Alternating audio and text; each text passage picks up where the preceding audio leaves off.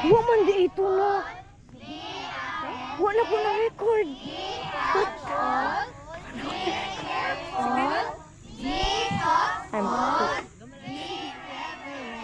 Okay, atuning tagsa-tagsaon. Unsa na?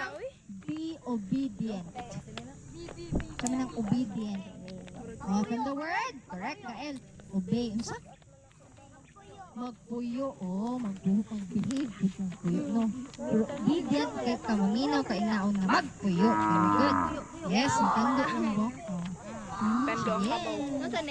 Be obedient meaning, kung unsa ang gisulti, yung panigay-gay, mo obey, maminaw. Okay, next. Be pure. Unsay pure? Unsay pure, Lexi? Pure man, pure.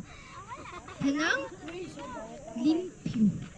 Walay hugaw. No? Parehani, isa may pure be. Correct. No, kadawang pato siya, no? Oh, very good. Yes, parehani, Jesus.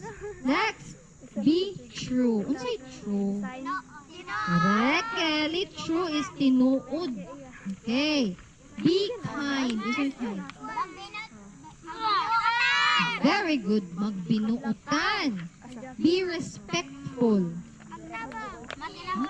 Very good, princess. Magtahod sa mga elders, mga tiguang. Next, be attentive. Unsa may attentive? Attentive. Ano may tag-attention? Unsa man ta ana? Yes, nappy. Unsa pa? Kanang homework soldiers. Dapat maminaw dayon. Alert. Okay, next. Helpful.